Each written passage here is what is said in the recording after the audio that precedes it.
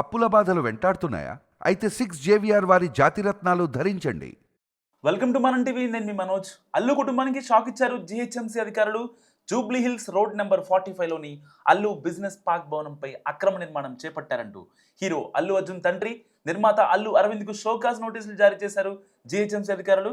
So permission తీసుకున్న దానికంటే ఒక ఫ్లోర్ ఎక్కువ కట్టారని, అక్రమంగా నిర్మించిన ఆ పెంట్ హౌస్ను ఎందుకు కూల్చవద్దో సమాధానం చెప్పాలంటూ జిహెచ్ఎంసీ 18వ సర్కిల్ అధికారులు వివరణ కోరారు. ఇటీవలే తల్లి చనిపోయిన బాధలో ఉన్న అల్లు అరవింద్కు జిహెచ్ఎంసీ అధికారుల నుంచి ఊహించని షాక్ తగిలినట్టయింది. దివంగత నటుడు అల్లు అరవింద్ తండ్రి అల్లు రామలింగయ్య 101వ జయంతి సందర్భంగా 2023లో జూబ్లీ హిల్స్ రోడ్ నెంబర్ 45లో అల్లు బిజినెస్ పార్క్ పేరుతో భవన నిర్మాణం చేపట్టింది అల్లు ఫ్యామిలీ. 4 అంతస్తుల భవన నిర్మాణానికి జిహెచ్ఎంసీ నుంచి అనుమతులు తీసుకొని ఏడాది క్రితం నిర్మాణం పూర్తి చేసింది అల్లు కుటుంబం. సో ఈ అల్లు బిజినెస్ పార్క్లో గీత ఆర్ట్స్, అల్లు ఆర్ట్స్ కుటుంబ వ్యాపారాలు, సినీ కార్యకలాపాలు నడుస్తుంటాయి. ఇటీవల అల్లు బిజినెస్ పార్క్ భవనంలో పెంట్ హౌస్ నిర్మించారు. అయితే ఆ పెంట్ హౌస్ నిర్మాణం అక్రమమని, పెంట్ హౌస్ను ఎందుకు కూల్చొద్దో వివరణ ఇవ్వాలంటూ అల్లు అరవింద్కు నోటీసులు జారీ చేశారు జిహెచ్ఎంసీ టౌన్ ప్లానింగ్ అధికారులు. ఓ ఈవెంట్లో అల్లు అర్జున్ సీఎం రేవంత్ రెడ్డి పేరు మర్చిపోయి విమర్శల పాలు కావడం, ఆ తర్వాత సంధ్యా థియేటర్ తొక్కిసలాట ఘటనలో అల్లు అర్జున్ అరెస్ట్ అయ్యి జైలుకు వెళ్ళడం, ఇటీవల అల్లు అరవింద్ తల్లి అల్లు కనకమ్మ మృతి చెందడం, ఈ బాధ నుంచి తేరుకోకముందే జిహెచ్ఎంసీ అధికారులు అల్లు అరవింద్కు షోకాజ్ నోటీసులు జారీ చేయడం, ఇలా వరుసగా అల్లు ఫ్యామిలీతో ఏదో ఒక గందరగోళ పరిస్థితులు తలెత్తున్నాయి.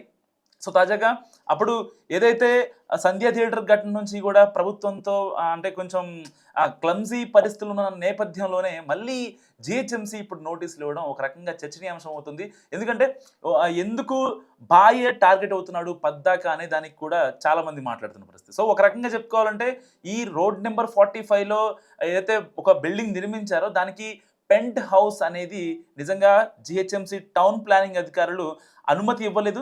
సో అనుమతి లేకుండా కట్టారు కాబట్టే దానిపై ఇప్పుడు పోలీసులు కూడా అక్కడ రంగంలో దిగారు. అండ్ జిహెచ్ఎంసీ టౌన్ ప్లానింగ్ అధికారులు కూడా రంగంలోకి దిగి అక్కడ పరిస్థితిని పర్యవేక్షించారు.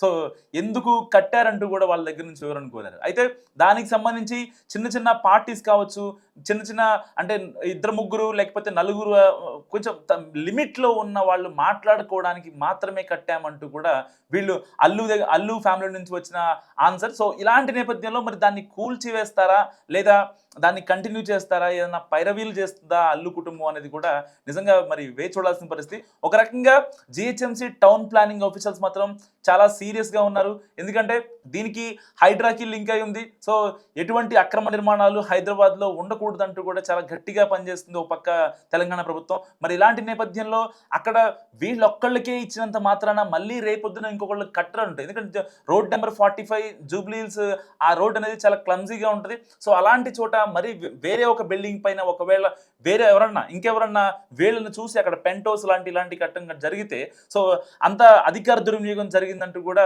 మళ్ళీ తర్వాత ప్రభుత్వాన్ని బ్లేమ్ చేసే పరిస్థితి. సో మరి ఇలాంటి నేపథ్యంలో మరి ఆ పెంట్ హౌస్ని కూల్ చేస్తారా లేదంటే దానికి సంబంధించిన ఎక్స్ప్లెనేషన్ ఏమిస్తారనేది కూడా ఇప్పుడు హాట్ టాపిక్గా మారింది. మరి కూల్ చేయాలా లేదా ఆ పెంట్ హౌస్ని మీరేమనుకుంటున్నారు? కామెంట్ రూపంలో చెప్పండి.